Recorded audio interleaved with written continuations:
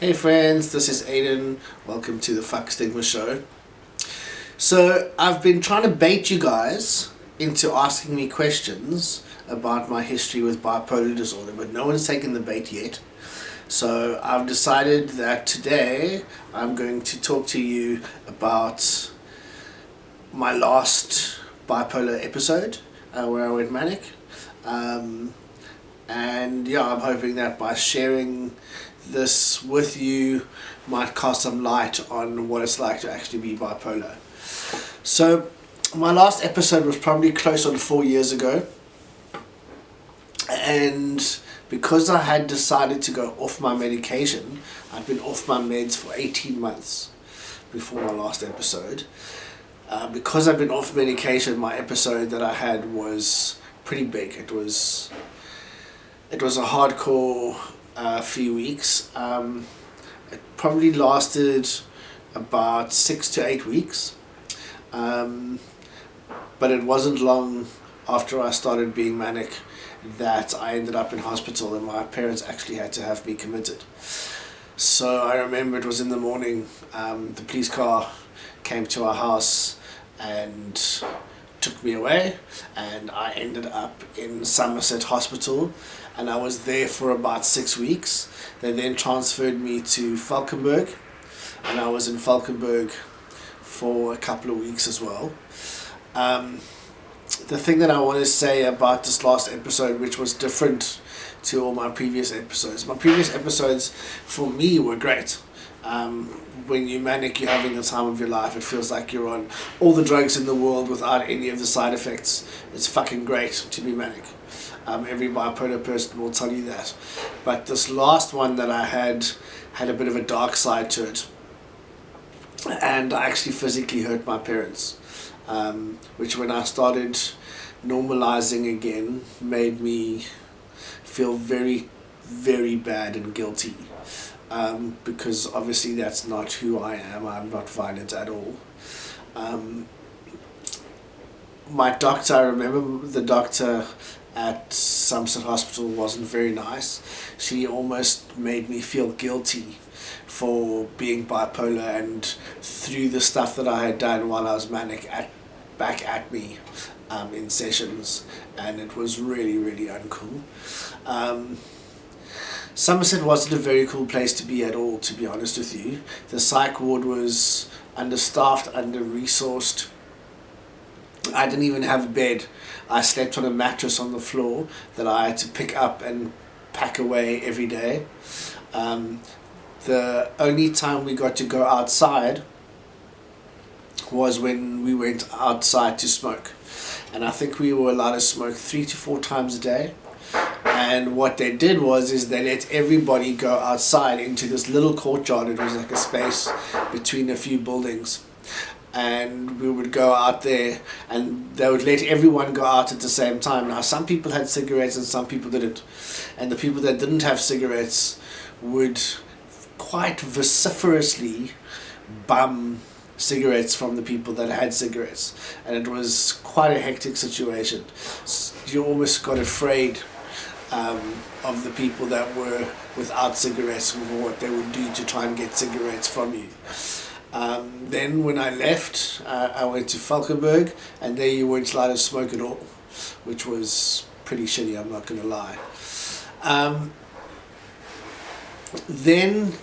So my normal pattern with being bipolar is I go manic for about 2 months, 6 to 8 weeks, and then I'm depressed for about 2 to 3 months.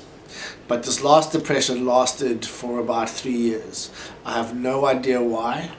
It might be because of the fact that I went off my meds before my last manic episode, because the manic episode was so big, that might have something to do with it, because I usually go down the same degree that I go up. They kind of even each other out. But this last depression was very long. It lasted 3 years. My girlfriend was staying with me at the time. She was actually the only person that knew that I was off my medication. And she was wonderful. She came to visit me every single day in hospital. Every time that I was allowed to be visited, she came, and she caught buses. Sometimes she had to catch 2 buses or a train to get to see me, and she visited me every time, and I'll be grateful to Emma for doing that. But as things go by, things change, and Emma and I broke up, and she left, and then my depression got even worse.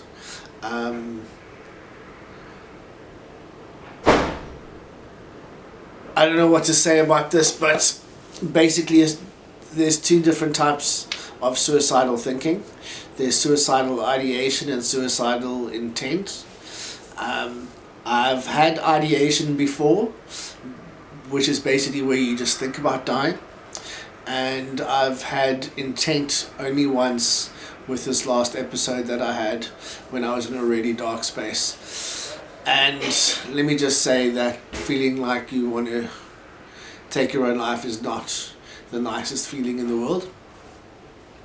I actually then took to drinking as a way to counteract the pain and darkness that I was experiencing. And when I was drunk, I didn't want to kill myself, so I would drink every day. I was sleeping 20 hours a day. At the worst of my depression, I was sleeping 20 hours a day, and then in my waking hours I would drink. I didn't even have to drink that much to get drunk, because my medication that I was on was not a good combination with the alcohol, so I'd get drunk every time. Anyway, I then went to rehab, and this is where the miracle happened.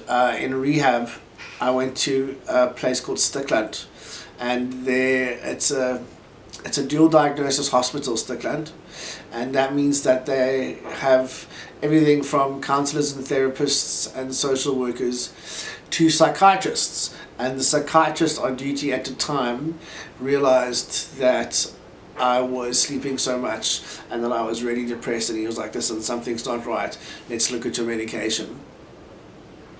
And he started changing my medication. He continued to change my medication as an outpatient, and I now still go to Stickland for my medication. And over a period of a few months, my medication got changed quite drastically, and I started to recover.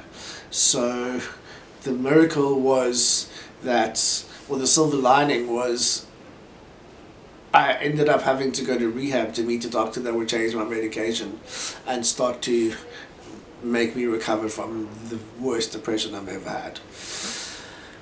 Yeah, so that is a bit of my story. I hope you can find value in it. Maybe there's someone out there watching that knows someone who's bipolar or that is depressed that can connect to what I've had to say. So if you do find value in this video, please like, comment or share.